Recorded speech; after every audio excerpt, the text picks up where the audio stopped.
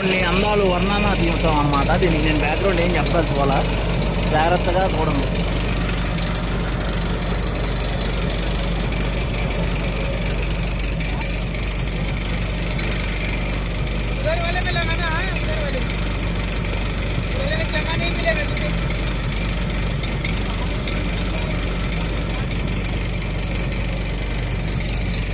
ఇక్కడ విశేషం ఏంటంటే రేపే రంజాన్. అక్కడ నెలవంక కనిపిస్తుంది కదా, రేపే రంజాన్. ఈరోజు కనిపించింది, ఈరోజు స్టార్ట్ చేస్తారు, రేపు రంజాన్ పండుగ.